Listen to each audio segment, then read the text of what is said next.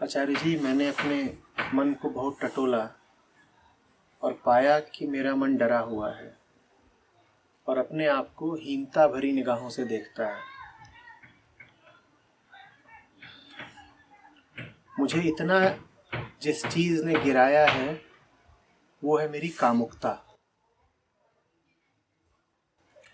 और कामुकता को रेखांकित किया है कामुकता शब्द पर जोर डालने के लिए। इस कामुकता ने मुझसे बहुत गलत काम करवाए हैं जिससे मैं अपने आप को बहुत हीन महसूस करता हूँ। पर जब से मैं इस शिविर में आया हूँ मुझ पर यह काम हावी नहीं हो रहा है और मैं अच्छे से जी रहा हूँ। अन्यथा तो मुझे यही लगता रहता है कि मैंने इतना गलत कुछ किया है कि मेरी तो मौत भी दर्दनाक होगी। परम प्रभु से कुछ छिपा तो है नहीं। हालत मेरी ऐसी है कि मेरे साथ कुछ भी गलत हो रहा हो या मेरी तबीयत भी खराब हो तो मेरे दिमाग में यही आता है कि ये इसलिए हो रहा है क्योंकि मैं दोषी हूँ। मुझे लगता है कि अब ये सब मेरे साथ नहीं तो और किसके साथ होगा। पिछले 2 दिन से ऐसा नहीं हुआ। क्या मैं आज की तरह हर दिन जी सकता हूँ?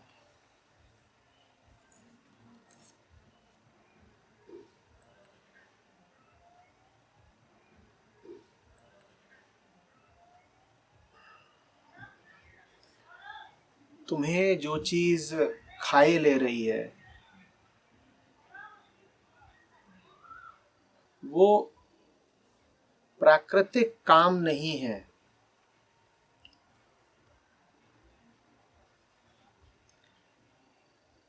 तुमने बड़ा जोर दिया है शब्द कामुकता पर, जैसे कि काम दोषी हो।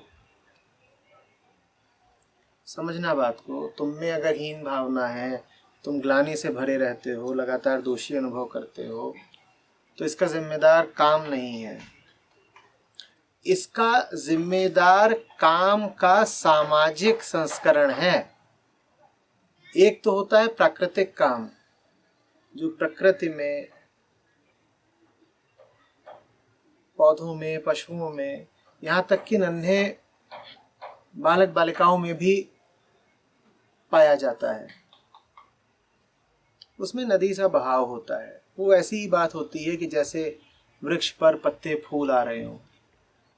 उसमें किसी ने क्या अपराध कर दिया? काम उसका नाम है और उसमें कोई दोष, कोई ग्लानि, कोई अपराध वाली बात नहीं। उसमें कोई दोष होता, कोई अपराध होता तो परमात्मा तुम्हारे शरीर पर जननांग बनाता ही क्यों? जरूरत क्या थी? आंख देता, कान देता, होंठ देता, खाल देता, यौनेन्द्रियां क्यों देता? पर परमात्मा ने जैसे तुमको हाथ दिए हैं, पांव दिए हैं, आंख दिए, कान दिए, वैसे ही जननांग भी दिए हैं। तुम मांगने तो नहीं गए थे, और ना उसने तुमको कामेंद्रियां इसलिए दी कि तुम विशेष रूप से कुछ अपराधी हो, कि दोषी हो, कि लालसा से भरे हुए हो। ऐसा तो कोई पैदा होता नहीं कि जिसके आंख कान हो और जननांग ना हो। ऐसा होता है कोई? तो कोई होता नहीं। परमात्मा ऐसे ये बख्श रहा है, हाथ, पांव, आंख, कान, वैसे ही वो भी बख्श रहा है।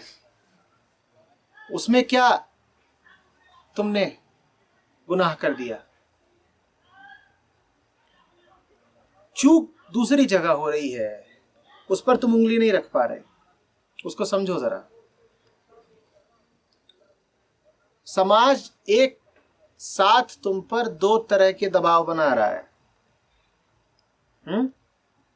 पहले तो वो तुम्हारी वासना को उद्दीप्त कर रहा है, तुम्हारे भीतर काम की आग भड़का रहा है 1000 तरीकों से। काम की आग भड़काने का अर्थ यही नहीं होता कि स्त्री के सामने पुरुष के और पुरुष के सामने स्त्री के भड़काऊ नंगे चित्र आदि लाके टांग दिए गए, घुमा दिए गए ना, वही बात नहीं होती। काम का अर्थ होता है कि तुम पदार्थ में आत्मिक तृप्ति खोजने लगे। ये काम की परिभाषा है, समझना बात को। काम का अर्थ ये होता है कि तुम्हें ये लगने लग गया कि तुम्हें दिली सुकून मिल जाएगा रुपए से, पैसे से, धंधे से, फर्नीचर से, सोने से, चांदी से। और जब इतने तरीके के पदार्थों से तुम मानने लग जाते हो कि आत्मिक शांति मिल जाएगी, तो पदार्थों की सूची में एक नाम और जुड़ना तय है। क्या? आदमी की देह। जब तुम दुनिया में भटक कर हर जगह तृप्ति तलाश रहे हो, भिखारी की तरह मांग रहे हो, शांति दे दे बाबा, शांति दे दे बाबा, खंबे से भी मांग रहे हो, कुर्सी से भी मांग रहे हो, कार से भी मांग रहे हो, व्यापार से भी मांग रहे हो, तो जाहिर है कि आदमी की देह से भी मांगोगे ही मांगोगे। एक कार गुजरती है सामने से, तुम उसको देख के लालायित हो। कार का दरवाजा खुलता है, उसमें से एक स्त्री उतरती है, तुम उसको भी देख के लालायित हो। उस स्त्री ने सोने के गहने पहन रखे, उन गहनों के प्रति भी तुम लालायित हो।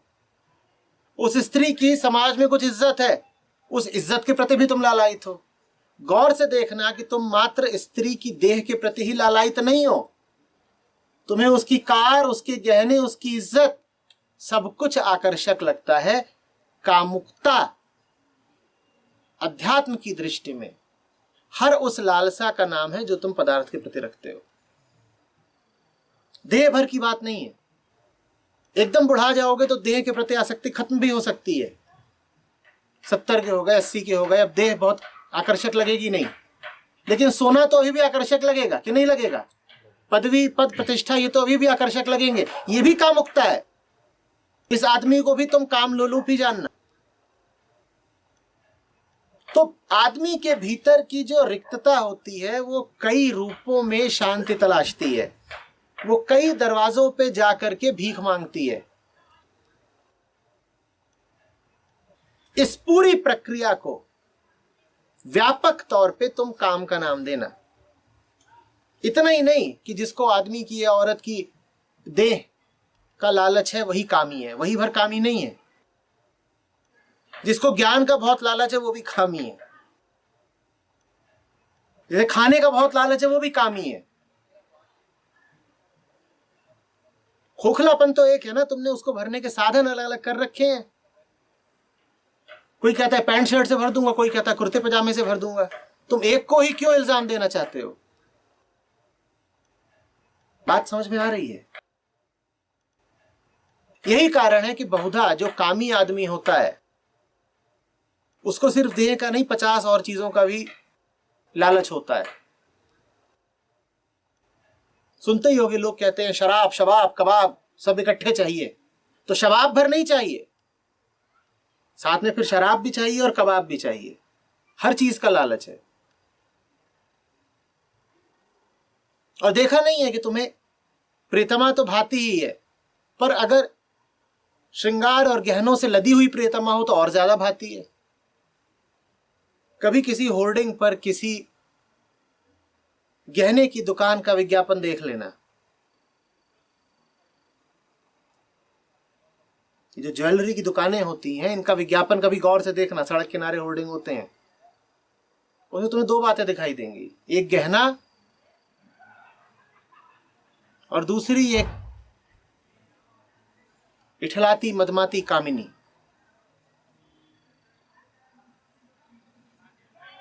और कामिनी अर्धनग्न हो तो फिर बात ही क्या, गहनों की बिक्री चौगुनी हो जानी है। क्योंकि ये दोनों बातें एक साथ जाती है, क्योंकि ये दोनों बातें लालच से जुड़ी हुई है। तुम्हें इसका भी लालच है और तुम्हें उसका भी लालच है। लालच की बात करो। तो समाज तुम पर 2 तरफा प्रहार कर रहा है। परमात्मा ने तो तुम्हें जननेंद्रियां भर दी हैं, उनका उत्पीड़न, उनका शोषण समाज कर रहा है 2 तरफा प्रहार करके। इस 2 तरफा प्रहार को हम समझेंगे। पहला यह है कि तुम्हारे भीतर लालच तमाम तरीकों से भड़काया जा रहा है। तुमसे कह रहा है ये हासिल कर लो, वो हासिल कर लो, तो जैसे परमात्मा मिल गया। तुमसे कह रहा है तुम्हारे पास ये नहीं या वो नहीं, तो तुम्हारी जैसे आत्मा में ही खोट है, छोटी मोटी नहीं, बड़ी गहरी खोट है, जैसे तुम जीने काबिल ही नहीं। तुम अभी चले जाओ गली बाजार मोहल्ले सड़क, और वहां जो मिले उससे कहो मुझे न ज्ञान है, न भाषा है, न मेरे पास रिश्तेदारी है, न पैसा है, न नौकरी है, न प्रतिष्ठा है, मेरे पास कुछ नहीं है। फिर देखो कि तुम्हारी क्या हैसियत रहती है उस आदमी की नजरों में। मानसिक प्रयोग ही करके देख लो, अगर वास्तव में सड़क पर नहीं जाके कर सकते तो। मैंने कहा तुम मिलो किसी से, और हो सकता है कि जिससे तुम मिलो वो तुम्हारा कोई बड़ा प्यारा हो, पुराना परिचित हो, और उससे कहो कि मेरे पास ज्ञान नहीं, पैसा नहीं, ओहदा नहीं, रिश्तेदारी नहीं, और क्या क्या चीज होती थी, घर नहीं, गाड़ी नहीं, और सुंदर बीवी नहीं कि पति नहीं, और बोलो किन किन चीजों पे फिदा रहते हो। नौकरी नहीं और डिग्री नहीं, और ये सब उसको बोल दो कि भाई यहाँ ना मेरे पास ये नहीं, 10 चीजें बता दो कि ये सब नहीं। फिर बताओ कि तुम उसकी नजर में क्या रह जाओगे। मजाक के तौर पे नहीं, अगर तुमने गंभीरता से ये बोल ही दिया कि ये सब नहीं मेरे पास, तो बताओ क्या बचोगे तुम उसकी दृष्टि में। बोलो जल्दी। इसी से तुम समझ लो कि समाज तुमसे क्या चाहता है। समाज तुमसे चाहता है कि तुम लालची रहो, तुम चीजें जुटाओ, तुम संचित करो, तुम वस्तुओं के और संचय के और भोग के पीछे भागो। ठीक है, अब ये समाज ने तुम्हें खूब सिखा दिया और ये पैदा होते ही बता दिया, ये हासिल करना, वो हासिल करना, 50 बातें तुम्हारे पास जो होनी चाहिए।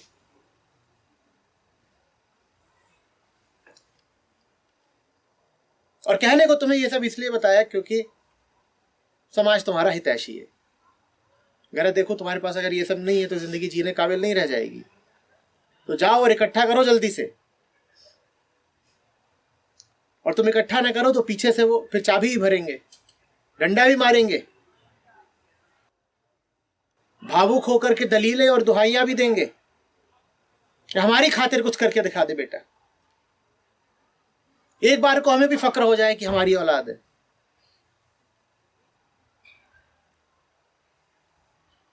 तो एक तरफ तो तुम्हें खौलाया जा रहा है, तुम्हारे भीतर कामना और वासना भड़काई जा रही है कि जाओ और हासिल करो।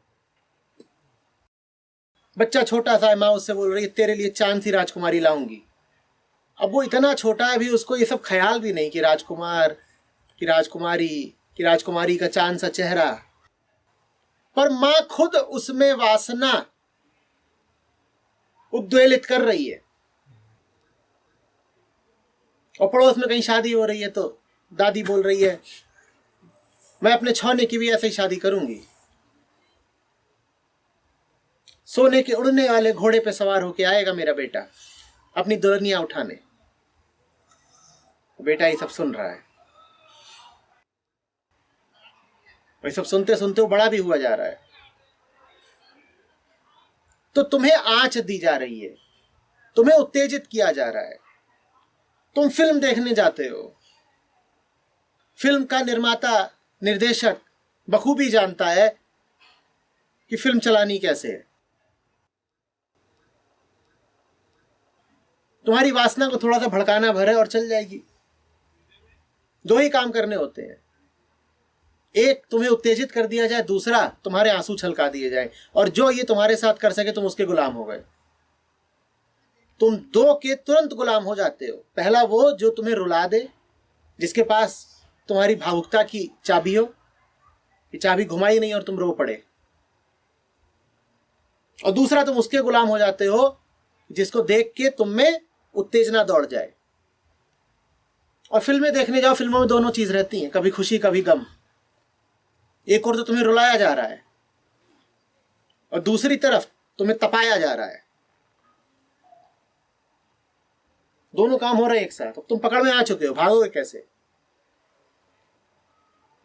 टीवी खोलते हो, विज्ञापन भी आ रहा है, तो वो इसीलिए आ रहा है कि तुम्हें वासना भड़काए।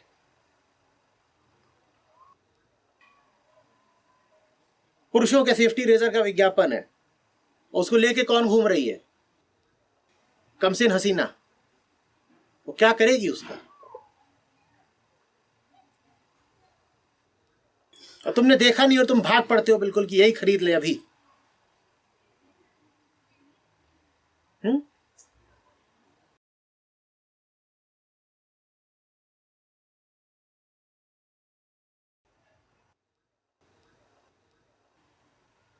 ये पहला प्रभाव है समाज का।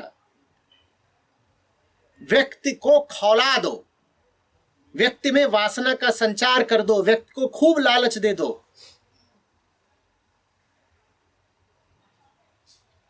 एक तरफ तो इसमें नियत यह है कि इससे व्यक्ति की तरक्की होगी, और दूसरी तरफ नियत इसमें यह भी है कि जिसको तुमने लालची बना दिया वो तुम्हारे वश में आ गया। समझो बात को।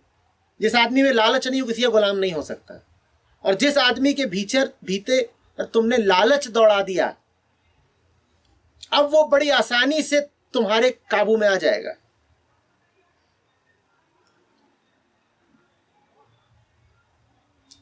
समाज के पास ये दोनों ही प्रेरणाएं हैं। जब उसकी नीयत भली होती है तो कहता है देखो इसको लालच देना जरूरी है, नहीं तो ये तरक्की नहीं करेगा। और जब उसकी नीयत बुरी होती है तो कहता है देखो लालच देना जरूरी है, नहीं तो ये बस में नहीं आएगा। और दोनों ही नीयतों से अभिप्रेरित होकर तुम्हें खौलाया जाता है, तुम्हें ताप दिया जाता है। अब समाज ने कर तो दिया कि तुम्हें खौला दिया, लेकिन उसका नतीजा क्या होता है? उसका नतीजा होता है अराजकता। अब सबको चाहिए खूब सारा पैसा, और पैसा ही अगर मंतव्य है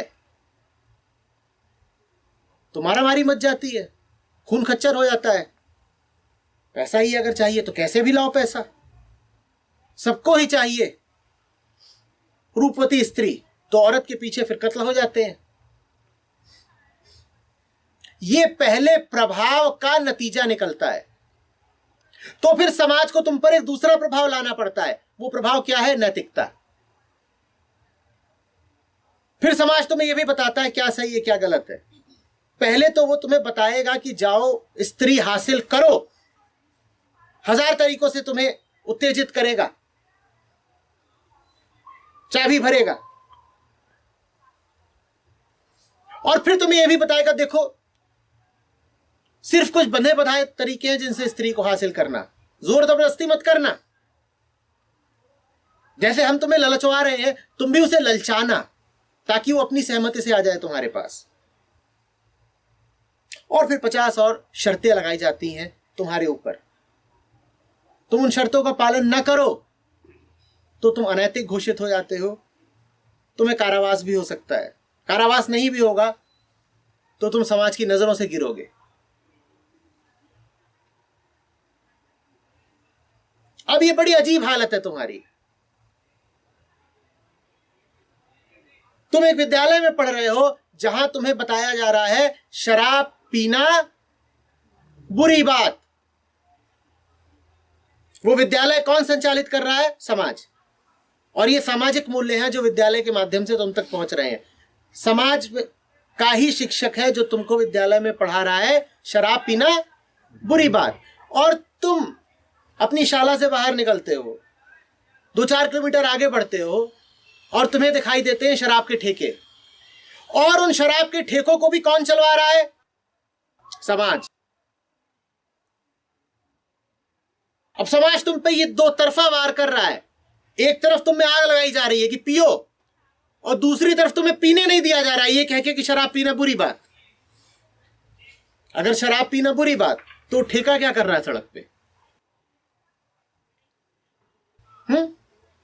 अगर काम वासना बुरी बात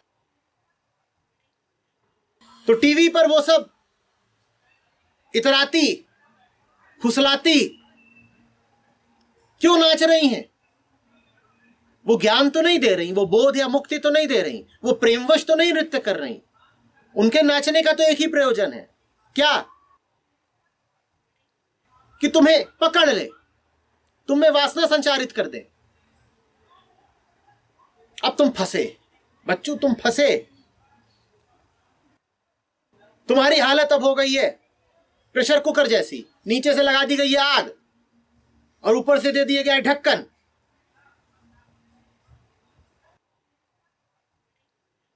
आग भी लगातार है, तुम आग से बच के नहीं भाग सकते। बाजार में जाओगे, वहां बाजार तुमको पकड़ के रखे हुए। घर में आओगे, टेलीविजन, फोन खोलोगे तो फोन में भी वही घुसे हुए हैं। टीवी खोलोगे तो टीवी, गली मोहल्ले को हर तरफ से तुमको आग दी जा रही है। और साथ ही साथ फिर पुजारी और पुलिस की गश्त भी है। पुजारी सूक्ष्म बल का प्रयोग करके तुमको काबू में रखना चाहता है, आग को दबाना चाहता है। पुजारी तुमसे बोलता है गलत काम करोगे तो परमात्मा सजा देगा। और पुलिस स्थूल बल का प्रयोग करके तुम्हें दबाए रखना चाहती है। पुलिस कहती है गलत काम करोगे तो कानून सजा देगा। तुम्हें उत्तेजित किया जा रहा है एक काम करने को, और फिर तुमसे कहा जा रहा है ये काम करोगे तो सजा मिलेगी। तुम्हें पूरे तरीके से उत्तेजित किया जा रहा है कि ये काम करो। टीवी खोलते हो वहां तक करो, जैसे करने निकलते हो तो मंदिर का घंटा सुनाई देता है और तुम कांप जाते हो, अरे बाप रे कैसे करें, सजा मिल जाएगी। और फिर कहते हो भग, कोई परमात्मा होता नहीं, कोई नहीं देख रहा, कर ही डालते हैं आज। तो तभी पुलिस की गाड़ी दिखाई देती है गश्त करती हुई, और फिर तुम कांप जाते हो कि अरे कैसे करें भाई। और कांप के फिर घर के अंदर घुसते हो, घर के अंदर फिर टीवी खोलते हो, वहां फिर रूपणी अपना जाल फैलाए बैठी है तुम पे, और फिर तुम कहते हो अरे निकलते आज, कर ही डालते। अब ये तुम्हारी हालत है। तपाए भी जा रहे हो और सीटी भी नहीं मार सकते। कुकर को तो वो सुविधा उपलब्ध है, तुम सीटी मारोगे तो जेल जाओगे, क्या छेड़ रहा था।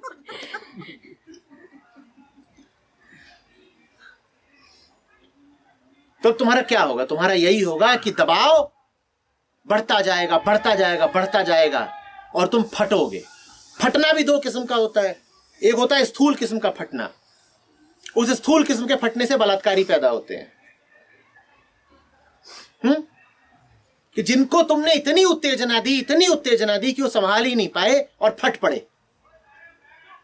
ऐसा फटे दूसरे को तो नरक में ढकेला ही, आत्महंता भी बने। दूसरे को तो महा दुख दिया ही, अपना तो जीवन ही नष्ट कर लिया। और एक होता है सूक्ष्म फटना। सूक्ष्म फटना यह होता है कि जैसे तुम्हारा मस्तिष्क भीतर से फट गया हो, बाहर से किसी को पता नहीं चलेगा, पर भीतर ही भीतर तुम में विस्फोट हुए जा रहे हैं। तुम पगला गए हो, तुम अवसाद में चले गए हो, तुम्हें पता भी नहीं है कि तुम उत्तेजित हो या अवसाद में हो। तुम कभी ऊपर जाते हो, कभी नीचे आते हो। कभी तुम्हारा मन करता है कि उठे ही ना, इसी बिस्तर पर कब्र बन जाए, और कभी तुम्हारा मन करता है कि कोई मिल जाए तो आज बिस्तर ही तोड़ डाले। तुम्हें समझ में ही नहीं आता कि तुम्हारी हालत क्या है।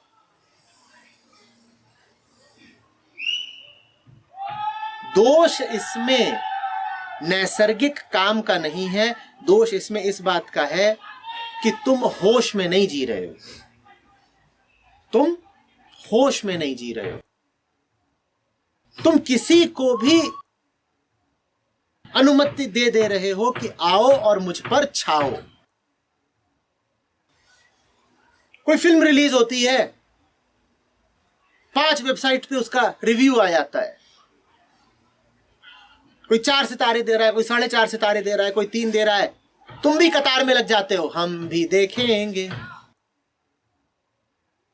तुम क्यों पहुंच गए देखने, जबकि तुम भली भांति जानते हो कि जिन महानुभाव ने उस फिल्म का निर्माण किया है उनकी जाति क्या है। और जाति से मेरा अर्थ जन्मगत जाति नहीं है, मन की जाति है। तुम भली भांति जानते हो किस प्रकार के श्रीमान हैं, किस प्रकार के उत्पाद उनकी फैक्ट्री से निकलते हैं, और तुम पहुंच गए। तुम पहुंच गए कि आ गया हूं मैं, मुझे गंदा करो, मेरे मन को और कीचड़ से भर दो, मुझे जहर पिलाओ। तुमसे किसने कहा ये करने को? हर घर में टीवी होता है तो तुम्हारे पास भी होना चाहिए, तो तुमने भी ला करके एक टांग दिया, ये लो, ये परमात्मा टांग दिया है दीवार पे। अब परमात्मा टंगे तो उनकी रोज रात पूजा भी होगी, तो 7 बजे से लेकर 12 बजे तक वो चलेगा भी। नित्यता इसी को तो कहते हैं कि जो कभी खत्म ना हो। नित्यता का दूसरा नाम है टेलीविजन, उसका कोई अंत नहीं होता।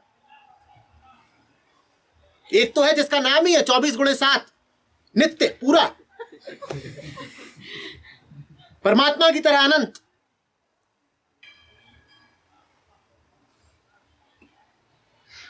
अब तुम उसको देखे जा रहे हो, देखे जा रहे हो।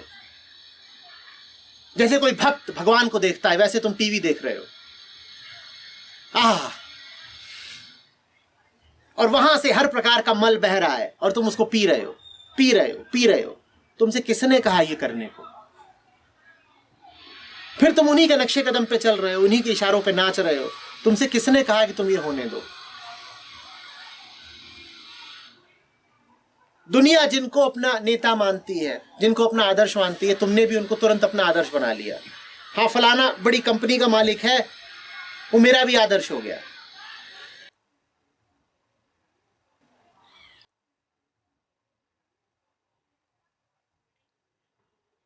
फलाने के YouTube पे 10 लाख अनुयायी हैं, तो मैं भी जल्दी से सब्सक्राइब दबाई दूं, मैं ना चूक जाऊं कहीं।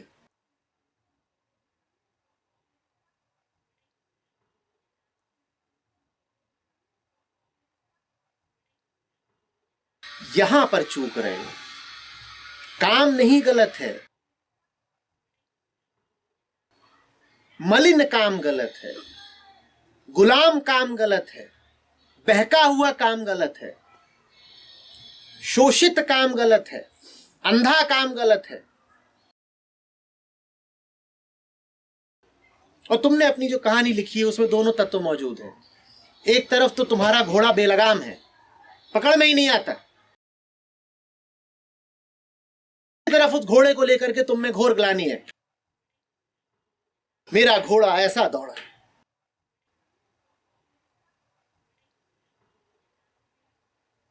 और ये सब लिखने के बाद ये ना सोचना कि लगाम कस पाओगे। उस घोड़े पे ऐसे नहीं कसी आती लगाम कि जिंदगी जैसी चल रही है वैसी ही चलती रहे, बस कामुकता कम हो जाए। ये कभी नहीं होगा। जिन्हें कामुकता की बीमारी हो कि पगलाए हुए हैं, स्त्री देह कि ऐसे अनुरागी हैं कि दिमाग से ही नहीं उतरती, हर समय आंखों के सामने बस वासना नाचती है, और बहुत है जिन्हें बीमारी है। उनको मैं उपचार बताए दे रहा हूं। स्त्री से मत लड़ो, वासना से मत लड़ो, अपनी गुलामी से लड़ो। तुम पैसे के जब तक गुलाम हो, तुम सामाजिक संस्थाओं के जब तक गुलाम हो, तब तक वो सब तुमसे ये नाच नचवाते ही रहेंगे। यही कारण है कि जिन्हें ब्रह्म की उपलब्धि होती है वो काम के भी मालिक बन जाते हैं। इसीलिए ये रिश्ता बैठा कि जो ब्रह्मचारी होता है उसे काम वासना आदमी औरत की देह खींच नहीं पाती। रिश्ता समझना अच्छे से, क्योंकि अब वो ब्रह्म में चर्या करता है।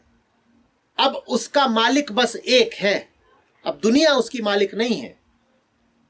जब दुनिया उसकी मालिक नहीं है तो फिर दुनिया उसे तमाम तरीकों से ललचा और नचा नहीं पाएगी। यह है ब्रह्मचर्य का असली मतलब। ब्रह्म को मालिक बना लो। दुनिया में जो तुमने 1000 मालिक खड़े कर रखे हैं उनसे आजादी पाओ। अपने आप जिस ग्लानि में पड़े हो ग्लानि हट जाएगी। अभी तो अपनी हालत देखो ना। तुम जिस औरत के पीछे भागते हो उसके प्रति तो तुम में प्रेम भी नहीं होता। प्रेम हो और प्रेमवश तुम किसी से जुड़े फिरो, आशिकी का नाता हो जाए किसी से, तो अच्छा है, बढ़िया है, क्या बुराई हो गई। लेकिन तुम्हारी तो कामुकता जिसको देख के भड़कती है, उससे तो तुम्हें प्यार भी नहीं होता। कई बार तो कामुकता भड़काने वाला जानता है कि वो तुम्हारे पास आ ही इसीलिए रहा है कि तुमको भड़का दे, और तुम भड़क गए और उसके पीछे पीछे लग लिए। ये कामुकता कम है, गुलामी ज्यादा है। देखो तो सही।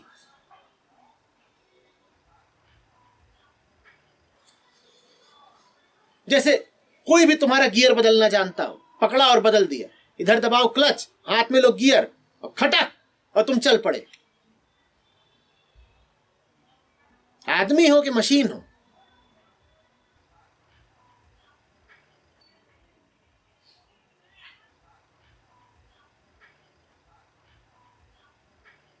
प्रेम हो जाए और प्रेमवश तुम खिंचे चले जाओ किसी की ओर, कुछ बुरा नहीं हो गया, बिल्कुल बुरा नहीं हो गया। पर तुम तो जिसकी ओर जाते हो, देखो ना कैसे जाते हो। घिनौनी बात होती है। घिनौना क्यों कह रहा हूं? क्योंकि अगर तुम्हें वो नहीं मिला जो तुम चाहते हो, तो तुम्हें तड़प होगी और क्रोध आएगा। और अगर तुम्हें वो मिल गया जो तुम चाहते हो, तो तुम बस इस्तेमाल करके छोड़ दोगे। और तो कोई नाता है नहीं। भोगने ही तो जाते हो, प्रयोग करने ही तो जाते हो कि इस्तेमाल कर लें और फिर फेंक आए। इसलिए घिनौना है।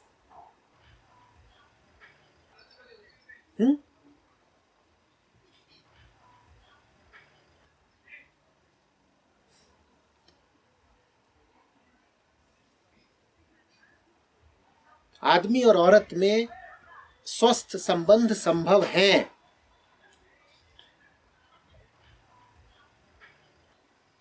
और स्वस्थ संबंधों का एक बहुत छोटा सा हिस्सा होते हैं काम संबंध भी, शारीरिक दैहिक संबंध भी, बहुत छोटा सा हिस्सा।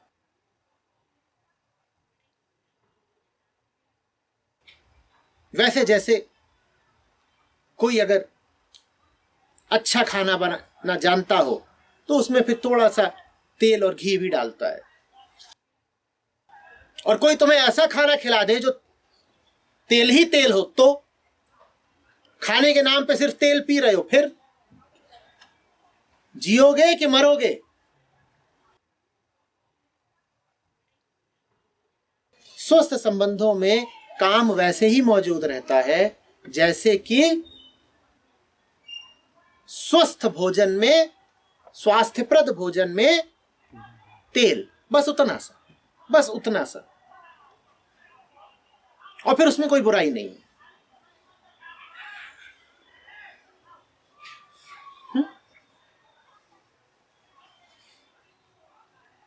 समझ रहे हो बात को?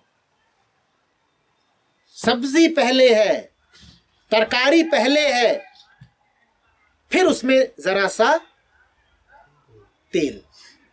और कई बार तेल ना हो तो भी काम चल जाता है।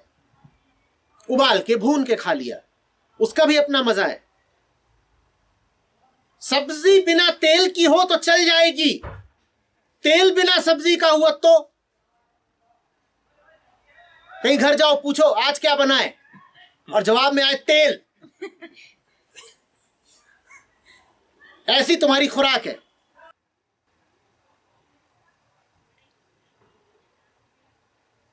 तो क्या हालत होगी फिर? तेल ही तेल के आंसू आएंगे।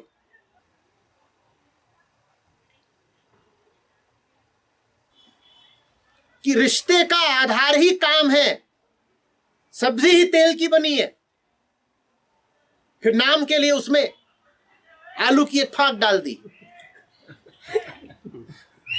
तो ऐसे हमारे रिश्ते होते हैं कि उनका आधार है काम, और काम के कर्म में उद्यत होने से पहले यह भी बोल दिया डार्लिंग आई लव यू, आलू तरा दिया थोड़ा सा। और कई बार तो वो भी बोलना भूल गए, औपचारिकता थी, क्या रखा है, असली चीज तो दूसरी है। खोलो रे तेल का पीपा। आई लव यू बेकार की बात।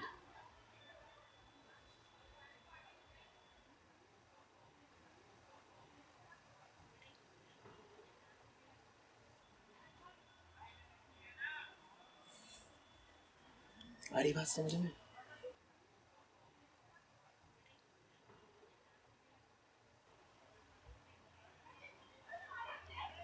होश भरी जिंदगी जियो।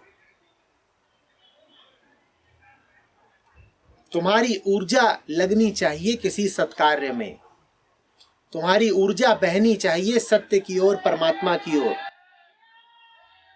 जब ऊर्जा उधर को नहीं बहती है तब ऊर्जा बेकाबू होकर के, पागल होकर के 50 अन्य दिशाओं में बहती है। यही वजह है कि तुमने लिखा है कि जब से शिविर में आए हो तब से कामुकता का हमला तुम पे जरा कम है। कामुकता का हमला तुम पे अभी भी उतना ही है। तुम अब कामुकता के लिए उपलब्ध नहीं हो, समझो बात को। तुम उपलब्ध नहीं हो, तुम कहीं और चले गए हो, तुम्हारा ध्यान कहीं और चला गया है, तुम्हारी ऊर्जा किसी और को समर्पित हो गई है। किसको? किसको? उसको। तो काम आके दस्तक दे रहा है, तुम घर में हो ही नहीं, तुम घर में हो ही नहीं, इसीलिए पकड़े नहीं जा रहे हो। तुम कहां हो? तुम वहां हो। जो वहां है उसको इनाम ही यही मिलता है कि नीचे के तमाम झंझटों से बच जाता है। काम आता है, दस्तक देता है, भीतर से जवाब आता ही नहीं, या बाहर तख्ती लगी होती है क्या, या तो डू नॉट डिस्टर्ब या फिर आउट होता है ना, इन आउट, अंदर बाहर। तो आगंतुक को क्या दिखाई देता है? बाहर, ये है ही नहीं। वो निराश होकर लौटता, कहता है भाग। ये आजकल लगता है कोई और पेशा पा गया है, गायब ही रहता है। तुम गायब रहो, उसी अनुपस्थिति को आध्यात्मिकता कहते हैं। संसार के प्रति गायब रहो। वो आए, दस्तक दे, तुम कहीं और थे, तुम मिले ही नहीं, पकड़े ही नहीं गए। यही तरीका एकमात्र,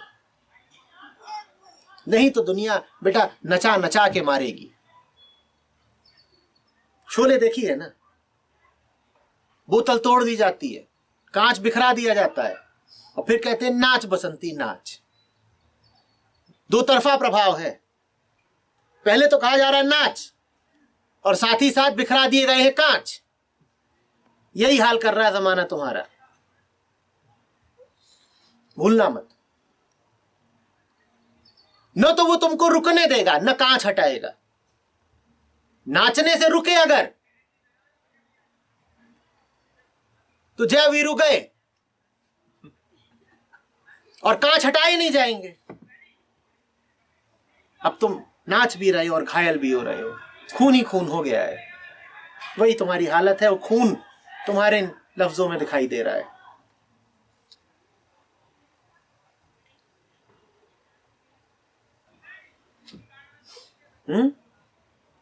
तुम पकड़े ही मत जाओ, तुम बोलो चल धन्नो। पकड़े गए तो वही होगा कि नाच और कांच, पकड़े जाओ ही मत, तुम अनुपस्थित रहो। जब आए गब्बर के दूत, तुम मिलो ही मत।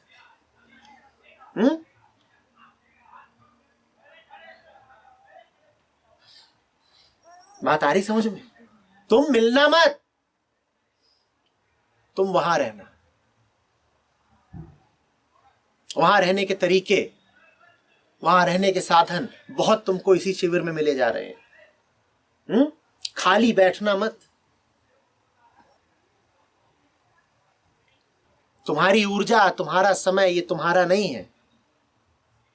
इसको उसी की सेवा में लगाओ जिसने तुम्हें ये दिया है। एक एक दिन जो तुम्हें मिला है उस पर अपना व्यक्तिगत हक मत समझ लेना। वो तुम्हें इसलिए मिला है ताकि तुम उसे किसी की सेवा में अर्पित कर सको। तुमने अगर उसे उसी की सेवा में अर्पित नहीं किया तो सजा मिलेगी, और सजा फिर वही है जो तुमने लिखी है अपनी हालत। तुम्हारी हालत ही वो सजा है। दिन जिसने दिया दिन को उसी की सेवा में गुजारो। हाथ जिसने दिए हाथों को उसी के सामने जोड़ो। सर जिसने दिया सर को उसी के सामने झुका दो। पांव जिसने दिए पांव से चल के उसी की ओर जाओ। मन जिसने दिया मन को मात्र उसी की ओर उन्मुख करो। यही शरीर का और मन का एकमात्र सदुपयोग है। ये नहीं करोगे तो सजा मिलेगी। ठीक है। और सजा जिन्हें भी हो गई हो जिंदगी, वो जान ले अच्छे से कि उन्होंने वही भूल करी है मैं जिसकी बात कर रहा हूं। क्या भूल? कि हाथ मिले थे जोड़ने के लिए और तुमने हाथों का कुछ और इस्तेमाल कर लिया।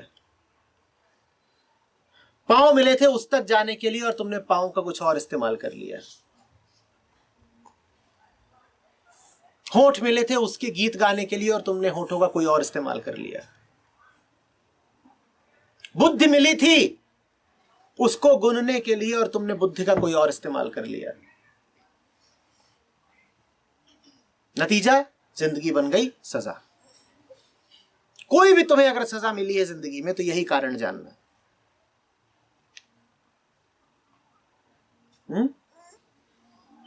आसपास के लोग थे कुछ, मैंने देखा इनकी जुबान से फिल्मी गीत उतर ही नहीं रहे हैं।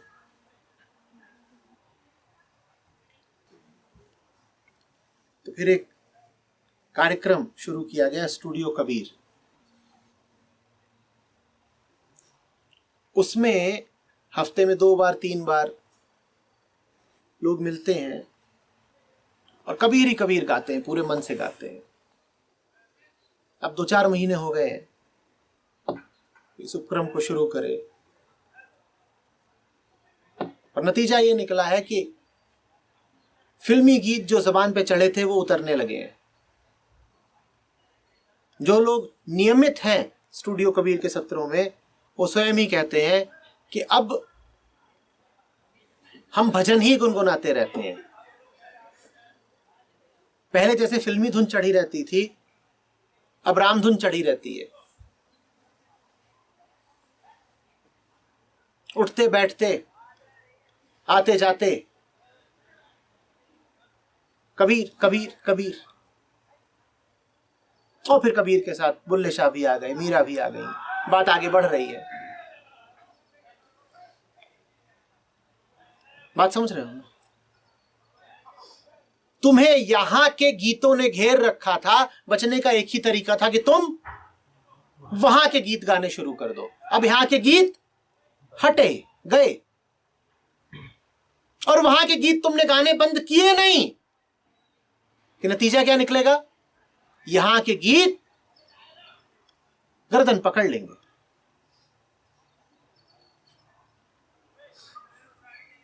तुम चाहो कि वहां के न गाओ और यहां के छूट जाए, ऐसा होगा नहीं।